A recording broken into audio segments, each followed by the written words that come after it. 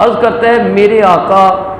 آپ کی کیا رائے ہے، میرے آقا کیا فرماتے ہیں اگر میں 5 نمازیں ادا کروں، وصمت رمضان، اور میں رمضان المبارک کے روزے رکھوں، یہ دوسری چیز تھی، وَأَحْلَلْتُ الْحَلَالَ، میں حلال کو حلال سمجھوں، یہ تیسری چیز تھی، وَحَرَّمْتُ الْحَرَامَ، جو میرے مالک نے میرے اوپر حرام فرمایا ہے میں اس کو حرام سمجھوں، اور آگے اس نے عرض کی وَلَمْ أَزِدْ عَلَىٰ ذَلِكَ شَيْئًا، ان 4 چیزوں میں میں کوئی 5ویں چیز ایڈ نہ کروں، جمع نہ کروں، ادخل الجنہ، تو میرے آقا کیا میں جنت میں داخل ہو جاؤں گا؟ تو میرے آقا نے ارشاد فرمایا نعم، جی ہاں میرے غلام، اگر تو 5 نمازیں پڑھتا رہے، تو رمضان المبارک کے روزے رکھتا رہے، تو حلال کو حلال سمجھتا رہے، تو حرام کو حرام سمجھتا رہے، تو پھر میرا کریم پروردگار تجھے ضرور اپنی جنت میں داخل فرمائے گا۔ اب ان 4 چیزوں کے اوپر، 4 کاموں کے اوپر تھوڑی تھوڑی روشنی ڈالتے ہیں کہ وہ 70 ماؤں سے بڑھ کے اپنے بندے سے محبت کرنے والا پروردگار، اس نے تھوڑے تھوڑے وقت کے اندر اپنی مخلوق کے لیے کتنا کتنا اجر رکھا ہوا ہے، اور کس قدر وہ اپنے بندوں سے اور اپنے محبوب کی امت سے جو ہے وہ محبت فرماتا ہے۔ سب سے پہلی بات اس نے نماز کی پوچھی۔ آقا صلی اللہ علیہ وآلہ وسلم سے ایک روز حضور کا ایک غلام تشریف فرما تھے، تو حضور نبی کریم صلی اللہ علیہ وسلم نے ارشاد فرمایا میرے غلاموں مجھے بتاؤ، بڑی مشہور حدیث پاک ہے، کسی کے گھر کے سامنے سے نہر چل رہی ہو، وہ پورے دن میں اس میں 1 مرتبہ نہیں، 2 نہیں، 3 نہیں، 4 نہیں، 5 مرتبہ ڈبکی لگاتا ہو، تو کیا جسم پہ کوئی میل باقی رہے گی؟ عرض کرتا ہے غلام حضور کوئی میل باقی نہیں رہے گی۔ میرے آقا نے ارشاد فرمایا اے میرے غلاموں، یہی معاملہ اللہ اپنے اس بندے کے ساتھ فرماتا ہے جو دن میں 5 نمازیں ادا کرتا ہے، فجر سے لے کے ظہر، عصر، مغرب، عشاء، جب وہ عشاء ادا کر لیتا ہے مالک وجود پہ جتنے کے جتنے صغیرہ گناہ ہوتے ہیں سارے کے سارے معاف فرما دیتا ہے۔ یار ایمان سے بتائے یہ سودا مہنگا ہے کہ سستا ہے؟ میں آگے بھی سیرلا میں تقریر کر کے آیا ہوں، میں نے انہیں کہا ہمیں پتہ چل جائے نا فلاں جگہ پہ ڈبل شاہ بیٹھا ہوا ہے جی، 1 کروڑ بھی جا کے دے آئیں گے، چلے جی بڑھ جائے گا، 2 کروڑ مل جائے گا، لیکن یار مالک نے تھوڑے تھوڑے وقت کے اندر کتنا کتنا اجر، کتنا کتنا ثواب اپنے بندوں کے لیے رکھا ہوا ہے، لیکن بندہ کہہ رہا ہے جی ابھی تو وقت ہی نہیں ہے، ابھی تو وقت ہی نہیں ہے۔ وہ مجھے یاد آ گئی بات حضرت بہلول کی کہ وہ بازار کے آغاز میں بیٹھے ہوئے تھے اور ہارون رشید کا گزر ہوا تو وہ آ گیا پاس میں، سواری سے اترا، آ کے کہا بہلول خیر ہے، بازار کے آغاز میں بیٹھے ہوئے ہو، کیا ماجرا ہے؟ اس نے کہا خیر نہیں ہے۔ کہا پھر بھی کیا معاملہ ہے؟ کہا بندوں کی اور رب کی صلح کروانے کے لیے بیٹھا ہوا۔ کہا کیا نتیجہ چل رہا ہے؟ کہا رزلٹ یہ آ رہا ہے، اللہ مان رہا ہے، وہ کہتے ہیں آ جاؤ میری طرف، میں مان رہا ہوں، میں معاف کر دوں گا۔ کہا پھر؟ کہا یہ بندے ماننے کے لیے تیار ہی نہیں، ان کے پاس وقت ہی نہیں ہے، یہ ماننے کے لیے تیار نہیں۔ ہارون رشید گزر گیا، کہتے ہیں کچھ ٹائم گزرا، ہارون رشید گزر رہا تھا، اس نے دیکھا آج بہلول قبرستان میں بیٹھا ہوا ہے، پھر سواری سے اترا،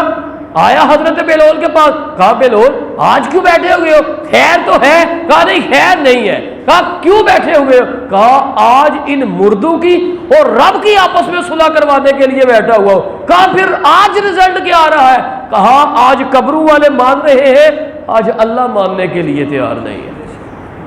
آج اللہ ماننے کے لیے تیار نہیں ہے۔ تو تھوڑے تھوڑے وقت کے اندر کریم پروردگار نے ہمارے لیے بڑے بڑے اجر رکھے ہوئے ہیں، بڑے بڑے اجر۔ آقا صلی اللہ علیہ وسلم معراج کی رات جب اپنے رب سے ملاقات کرنے کے لیے چلے نا، عرش کی زینت بنے، تو حضور نے دیکھا پہلے آسمان کے فرشتے مصروف عبادت، دوسرے والے مصروف عبادت، تیسرے والے مصروف عبادت، حتیٰ کہ 7ویں آسمان تک فرشتے مصروف عبادت تھے۔ آقا صلی اللہ علیہ وسلم کے اندر ایک آرزو کی لہر اٹھی، کاش آج میرا رب کرم فرمائے نا، مجھے کوئی ایسا عمل میری امت کے لیے بتا دے، میری امت وہ عمل کرے، انہیں ثواب ساتوں کے ساتوں آسمانوں کے ملائکہ کی عبادت جتنا مل جائے۔ یہ لہر اٹھی آرزو والی، آقا اپنے رب کے پاس گئے، ملاقات ہوئی، اللہ جو علیم بذات الصدور ہے، اور پھر اگر حضور نبی کریم صلی اللہ علیہ وسلم کی آرزو ہو تو وہ کیسے جو ہے وہ خالی جا سکتی ہے؟ اللہ نے فرمایا میرے محبوب جو آرزو اٹھی تھی نا وہ پوری فرما دی گئی ہے، مالک میری امت کو کرنا کیا پڑے گا؟ اللہ نے فرمایا محبوب آپ کا جو کوئی امتی مرد ہے یا عورت ہے نمازیں فقط 5 ادا کرے گا، ثواب ساتوں آسمانوں کے ملائکہ کی عبادت کے برابر عطا کر دوں۔ آگے یہ بندے کی مرضی ہے جی، مالک نے اس نے ساری چیزیں جو ہے وہ بخشش کے لیے سامنے رکھ دی ہیں، چھوٹے چھوٹے تھوڑے تھوڑے وقتوں کے اندر اتنا اتنا بڑا انعام مالک نے سارا کچھ جو ہے وہ سامنے رکھ دیا ہے، اور آج بندہ کہہ رہا ہے کہ دنیا کے لیے جو ہے وقت کی ساری گھڑیاں جو ہے وہ فارغ ہے، وقت نہیں ہے تو میرے پاس اس رب کو یاد کرنے کے لیے وقت نہیں ہے جس نے اتنا قیمتی وجود جو ہے مجھے عطا فرما رکھا۔ دوسری بات اس نے پوچھی تھی میرے آقا اگر میں رمضان کے روزے رکھ لوں، میرے آقا صلی اللہ علیہ وسلم کا ارشاد گرامی ہے، حضرت عبداللہ ابن عباس اس حدیث پاک کے راوی ہے، رئیس المفسرین ہے، آپ فرماتے ہیں آقا صلی اللہ علیہ وسلم نے ارشاد فرمایا اگر میری امت کو پتہ چل جائے رمضان کے روزوں کا اجر و ثواب کتنا ہے، اگر امت کو پتہ چل جائے تو پھر میری امت یہ دعا مانگا کرے مالک سارا سال ہی رمضان المبارک رہا۔ یہاں پہ رمضان المبارک کی اور بہت سی جو ہے وہ احادیثیں ہیں، فضائل کے اوپر بڑی حدیثیں ہیں، اللہ فرما رہا ہے روزہ میرے لیے ہے، میں خود ہی اس کی جزا ہوں، اس کے منہ کی جو بو ہے وہ مجھے کستوری سے بھی زیادہ جو ہے وہ محبوب ہے۔ وہاں پہ آقا صلی اللہ علیہ وسلم نے ارشاد فرمایا میرا رب فرما رہا، حضور نبی کریم صلی اللہ علیہ وسلم نے ارشاد فرمایا، عبداللہ ابن عباس راوی ہے، فرماتے ہیں آقا نے ارشاد فرمایا اگر امت کو پتہ چل جائے، اگر امت کو پتہ چل جائے رمضان کے روزوں کا اجر کتنا ہے تو امت پھر جہاں یہ دعائیں کرتی ہے نا مالک پتر کو کینیڈا سے پیپر لگ جائے، بیٹے کو یورپ کی نیشنلٹی مل جائے، وہاں اپنی دعاؤں کے اندر اس کو بھی شامل کیا کرے کہ مالک کاش پورا سال ہی رمضان المبارک رہے۔ اور پھر ایک موقع پہ آقا صلی اللہ علیہ وسلم نے ارشاد میں من صام رمضان ایمانا و احتسابا غفر له ما تقدم من ذنبه، جس نے رمضان المبارک کے روزے ایمان کی حالت میں رکھے، دکھلاوے سے پاک ہو کے رکھے، لوگوں کے لیے نہیں رکھے، اپنے رب کی رضا کے لیے رکھے، آقا صلی اللہ علیہ وسلم نے ارشاد میں غفر له ما تقدم من ذنبه، مالک پچھلے سارے کے سارے گناہ معاف فرما، کوئی عمر کی قید نہیں لگائی، لے جی اس کی 80 سال عمر ہے لہذا اس کے 50 سال کے جو ہے وہ معاف ہوں گے، باقی 30 سال کے معاف نہیں ہوں گے، نہیں، جو حکم سمجھ رہے جوانوں کے لیے ہے وہی بوڑھوں کے لیے بھی ہے کہ جو ایمان کے ساتھ رکھے گا، ثواب کی نیت سے رکھے گا، مالک غفر له ما تقدم من ذنبه، پچھلے سارے کے سارے معاف فرما دے گا۔ تیسری بات اس نے پوچھی تھی میرے آقا اگر میں حلال کو حلال سمجھ لوں، حلال کو حلال سمجھ لوں تو میرا رب مجھے اپنی جنت میں داخل فرما دے۔ حضور کے غلام میں حضرت ابو دجانہ رضی اللہ تعالیٰ نماز فجر میرے آقا کے پیچھے پڑھ رہے، دعا میں شامل نہیں ہو رہے، دعا اپنی مانگ کے چلے جاتے، جیسے اکثر و بیشتر ہم نماز پڑھتے ہیں امام صاحب کے پیچھے، ان کے ساتھ نماز پڑھتے ہیں لیکن دعا اپنی مانگ کے چلے جاتے ہیں۔ بعض اوقات تو ایسا ہوتا ہے ہماری کوئی مصروفیت ہوتی ہے لیکن بعض اوقات ایسا ہوتا ہے معذرت کے ساتھ مسجد میں دل ہی نہیں لگ رہا ہوتا، نکلو یار، تو اپنے رب سے معافی مانگا کرے کہ مالک کیا ماجرا ہے، ہر جگہ پہ دل لگ جاتا ہے، تیری مسجد کے اندر دل کیوں نہیں لگ رہا، تیرے گھر کے اندر دل کیوں نہیں لگ رہا، مالک کوئی غلطی کوئی کوتاہی کوئی گناہ سرزد ہو گیا ہے تو اپنی کریمی کا صدقہ معافی عطا فرما دے۔ تو ابو دجانہ نماز پڑھتے ہیں، حضور کے پیچھے دعا اپنی مانگ کے چلے جاتے ہیں۔ ایک روز حضور کے غلام عرض کرتے ہیں حضور ابو دجانہ نماز آپ کے پیچھے پڑھتا ہے، دعا اپنی مانگ کے چلا جاتا ہے، حضور اس سے پوچھے یہ اپنی دعا مانگ کے کیوں جاتا ہے؟ تو آقا صلی اللہ علیہ وسلم نے ایک روز پھر ابو دجانہ کو اپنے پاس بٹھا لیا، باوجود علم کے میرے آقا صلی اللہ علیہ وسلم نے ارشاد فرمایا ابو دجانہ نماز میرے پیچھے پڑھتے ہو، دعا اپنی مانگ کے چلے جاتے ہو، دعا میں شامل ہونے کو دل نہیں کرتا؟ عرض کرتے ہیں حضور بڑا دل کرتا ہے آپ کے ساتھ دعا میں شامل۔ حضور دعا آپ کے ساتھ ہو، قبولیت میں تو شک ہی نہیں ہے، کائنات بنائی ہی اللہ نے آپ کے لیے ہے، اور آپ مانگے مالک عطا نہ کرے، حضور بڑا دل کرتا ہے۔ تو آقا صلی اللہ علیہ وسلم نے ارشاد فرمایا پھر انہیں بتاؤ میرے ساتھ دعا میں شامل کیوں نہیں ہوتے؟ تو سنیے یار ان کی، عرض کرتے ہیں حضور ماجرا یہ ہے میرا جو پڑوسی ہے نا اس کے گھر کے صحن میں ایک کھجور کا درخت اگا ہوا، اس کی چند شاخوں کا جھکاؤ میرے گھر کے صحن کی طرف ہے، اور حضور آج کل کھجوریں پکی ہوئی ہے، صبح سویرے جب ٹھنڈی ٹھنڈی ہوائیں میرے آقا کو سلامی دینے کے لیے آتی ہے نا تو پھر کچھ کھجوریں جو ہے میرے گھر کے صحن میں گر جاتی ہے میرے پڑوسی کی۔ میں حضور اپنی دعا مانگ کے فوراً اس لیے جاتا ہوں، میں جا کے ان کھجوروں کو اکٹھا کرتا ہوں، اپنے بیٹوں کے بیدار ہونے سے پہلے میں ان کھجوروں کو اپنے پڑوسی کے حوالے کر دیتا ہوں تاکہ میری اولاد کے شکم میں نہ جائے۔ کیوں؟ حضور وہ میرے پڑوسی کے لیے تو حلال ہے کیونکہ اس کے گھر کے اندر جو ہے وہ درخت اگا ہوا ہے، حضور وہ میرے لیے تو حلال نہیں ہے۔ اس لیے میرے آقا میں انہیں اکٹھا کرتا ہوں اور اپنے پڑوسی کے حوالے کرتا ہوں، اور میرے آقا اس لیے میں آپ کے ساتھ دعا میں شامل نہیں ہو سکتا، دل میرا بھی بڑا کرتا ہے۔ آقا صلی اللہ علیہ وسلم کے نواسے حضرت امام حسین امام علی مقام بچپنا ہے، ایک کھجوروں کا ٹوکرا پڑا ہوا ہے جس میں صدقے کی کھجوریں ہیں، اور حضور نبی کریم صلی اللہ علیہ وسلم منبر پہ جلوہ افروز ہے، حضور گفتگو فرما رہے ہیں، امام حسین امام علی مقام آتے ہیں، وہ فوراً ایک کھجور اٹھاتے ہیں اپنے منہ میں ڈالتے ہیں، آقا منبر چھوڑتے ہیں اور اپنے نواسے کے پاس پہنچتے ہیں، اور حضور اپنی مقدس انگلی مبارک اپنے نواسے کے منہ کے اندر ڈال کے سرکار فرماتے ہیں کخین کخین حسین یہ صدقے کی کھجوریں ہیں، یہ ہمارے لیے جائز نہیں ہے، یہ ہمارے لیے حلال نہیں ہے، اس لیے انہیں باہر نکال دیں۔ اتنا خیال آج میں پڑھ رہا تھا حضرت امام شافعی رحمۃ اللہ تعالی علیہ کے حوالہ سے، آپ کو پتا چلا کہ میرا جو شاگرد ہے احمد بن حنبل بیٹا یہ بغداد میں ہے، اور آگے قاہرہ میں ایک شخص کے پاس میرے آقا کا ایک فرمان ہے، حضرت امام شافعی چاہتے ہیں کہ اس فرمان کو سنا جائے۔ اب آپ قاہرہ سے چلتے ہیں، امام احمد بن حنبل بغداد میں ہے، جس سے حدیث پاک سننی ہے وہ عراق میں ہے، 6 ماہ لگتے ہیں آپ کو آتے ہوئے۔ کتنے ماہ لگ جاتے ہیں؟ 6 ماہ۔ کتنے دن بن جاتے ہیں جی؟ یار سیدھا سیدھا ضرب دیو تو 6 تو 18، 180 دن بن جاتے ہیں فقط حضور کا ایک فرمان سننے کے لیے۔ اور آج ہم جمعۃ المبارک کے لیے اپنے آخری 5 منٹ نکالتے ہیں، ایک جگہ جمعہ سے پڑھنا ہم نے معذرت نال، تو 180 دن لگتے ہیں حضور صلی اللہ علیہ وسلم کا فقط ایک فرمان سننے کے لیے۔ اور فرمان کون سننے آ رہا ہے؟ وقت کا امام امام شافعی رحمۃ اللہ تعالی علیہ،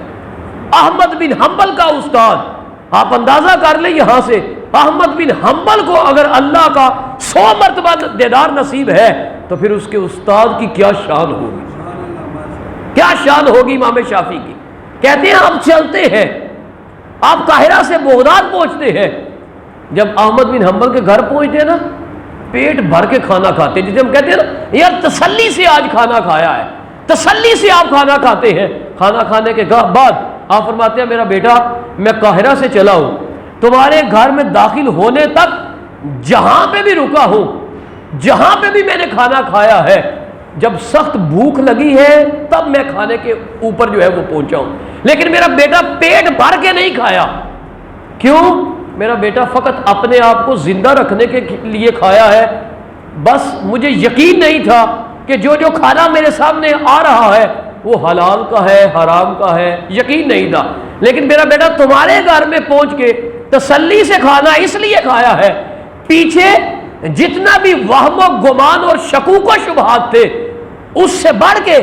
یہاں پہ یہ یقین تھا کہ یہ جو کھانا میرے سامنے آیا ہے یہ پیور حلال کا کھانا، اس لیے میرا بیٹا میں نے تسلی سے جو ہے وہ کھانا کھایا ہے۔ تو پھر کریم پروردگار پھر اولادیں تو نیک دیتا ہے نا، جب اولادوں کے شکم کے اندر جو ہے وہ حلال کا لقمہ جو ہے وہ ڈالا جائے، پھر کریم پروردگار جو ہے دعائیں تو قبول کرتا ہے نا، جب شکم کے اندر اترنے والے لقمے کا خیال رکھا جائے کہ وہ حلال کا ہے یا حرام کا ہے۔ آقا صلی اللہ علیہ وسلم کے پاس ایک شخص حاضر ہوتا ہے، عرض کرتا ہے حضور میں چاہتا ہوں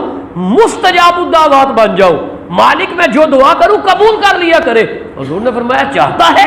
اللہ دعائیں قبول کر لیا کرے؟ جی حضور میں چاہتا ہوں۔ میرے آقا نے ارشاد فرمایا اپنی ذات کے اوپر حلال کا لقمہ لازم کر لو، میرا رب تمہاری دعاؤں کو شرف قبولیت بخشائے گا، دعاؤں کو وہ مالک قبول فرما لے گا۔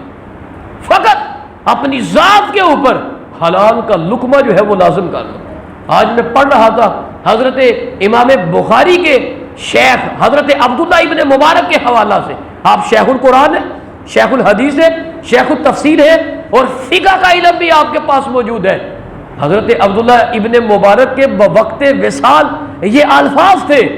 سنیے گا دل کے کانوں سے۔ انہوں نے فرمایا حرام تو ایک طرف رہا، میرے گھر کے اندر جتنا بھی اناج ہے نا وہ سارے کا سارا اناج شکوک و شبہات سے بھی پاک ہے، کہ اس میں حرام کی بو تو ایک طرف رہی، وہ شکوک و شبہات سے بھی پاک ہے۔ تو پھر اللہ کی ذات نے دیکھے نا کیسے کیسے شاگرد بھی عطا کیے، پھر زبانوں کے اندر تاثیر کیوں نہیں ہونی،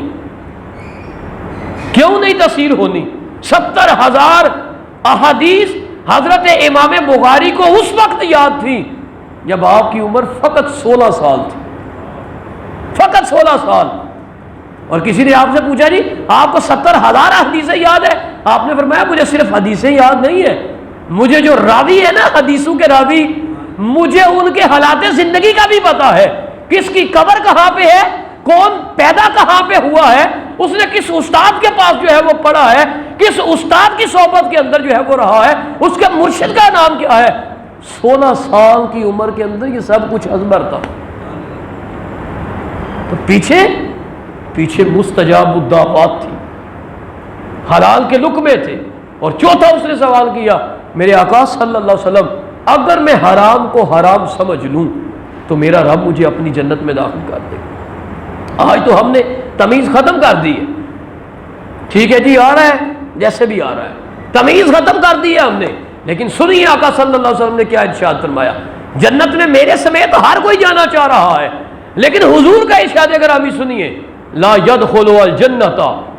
میرے آقا نے ارشاد فرمایا جنت میں داخل نہیں ہوگا جسد غذی بالحرام، وہ جس کی پرورش، جس کی تربیت، جس کی نشو و نما، جس کی بڑھوتری حضور نے فرمایا حرام کے لقمے سے ہوئی ہے، وہ جسم جنت میں داخل نہیں ہو سکتا۔ یہ کسی پیر فقیر کا قول نہیں، یہ نبیوں کے امام کا ارشاد سنایا۔ اور میں بتا رہا ہوں جنت میں میرے سمیت ہر کوئی جانا چاہ رہا ہے، لیکن اپنی کمائی کی طرف آج ہم غور نہیں کر رہے۔ اور حضور نے واضح طور پہ ارشاد فرما دیا وہ جسم کبھی جنت میں داخل نہیں ہوگا غوث بالحرام، جو حرام کے ساتھ جو ہے وہ پروان چڑھا ہے۔ حضور نبی کریم صلی اللہ علیہ وسلم کا اگلا ارشاد گرامی، سرکار نے فرمایا یہ قمیض اگر انسان نے 10 روپے کی پہنی ہے، 9 روپے اس کے پیور حلال کے ہے، بڑی محنت سے، بڑی مشقت سے، پسینے نکال کے جو ہے اس نے حاصل کیے ہے، لیکن قمیض تھی 10 روپے کی، 1 روپیہ اس نے حرام کا لے لیا۔ تو آقا صلی اللہ علیہ وسلم نے ارشاد فرمایا پھر وہ قمیض جس کے اندر فقط 1 روپیہ حرام کا تھا، وہ پہن کے بندہ جتنی مرضی نمازیں پڑھ لے، جتنے مرضی نوافل ادا کر لے، جتنی مرضی قرآن کی تلاوتیں کر لے، سرکار نے فرمایا وہ قمیض پہنی ہوئی ہے، کوئی عبادت اللہ قبول نہیں کرے گا۔ آج ٹکرا بھی ماریاں جا رہی ہیں جناب، تے حرام ہی کھایا جا رہا ہے۔ اس لیے کوشش کریں یار 1 وقت کا کھا لیں، 2 وقت کا کھا لیں، لیکن اپنے وجود کے اندر اور اپنی اولاد کے شکم کے اندر کوشش کریں لقمہ حلال جو ہے کوشش کریں وہ ڈالنے کی۔ آج ہمارے ایمان کمزور ہے، آج جب ہمارے دوست، ہمارے کلاس فیلو ہماری تنخواہیں سنتے ہیں نا اور ہمارے اخراجات دیکھتے ہیں تو وہ کہتے ہیں یار اللہ نے تمہارے رزق کے اندر جو ہے وہ برکت ڈال رکھی۔ پچھلے دنوں ہم پیر صاحب کے بلا کے پاس چلے گئے تو میرے ساتھ ایک بینک مینیجر صاحب تھے، ان کی ایک خالہ کا بیٹا بھی ساتھ میں تھا، وہ یہاں چڑیاولا سائی رحمت علی سرکار کی درسگاہ میں پڑھا رہے ہیں۔ تو پیر صاحب قبلہ نے ہمیں فرمایا بیٹا تمہارے لیے کھانا منگواؤں؟ تو وہ مینیجر صاحب کہتے ہیں نہیں جناب کھانا آج ہم نے اس سے کھانا ہے۔ تو آپ نے فرمایا شرم نہیں آتی؟ تنخواہ تمہاری کتنی ہے؟ اس نے پتہ نہیں اس وقت 65,000 دسی 65,000 روپیہ اس نے تنخواہ اپنی بتائی، اور پھر اس سے پوچھا تمہاری کتنی ہے؟ اس نے کہا حضور میری 25,000 تنخواہ ہے۔ تو آپ نے فرمایا شرم نہیں آتی؟ تو آگے سے وہ کیا کہتا ہے؟ وہ کہتا ہے حضور تنخواہ بے شک میری زیادہ ہے، برکت اللہ کی ذات نے اس کے رزق کے اندر رکھی ہوئی۔ اور وہ بابا جی اشفاق کا مجھے جملہ یاد آتا ہے، کہتے ہیں کہ بابا جی تھے نور والے، وہ نور والے بابا جی سے میں نے پوچھا، میں نے کہا بابا جی یہ برکت کیا ہوتی ہے؟ تو انہوں نے کہا بیٹا اشفاق یہ برکت وہ آدھی چھٹاکی دیہی ہوتا ہے جو دودھ کے سارے مٹکے کو دیہی بنا دیتا ہے، یہ برکت ہوتی ہے۔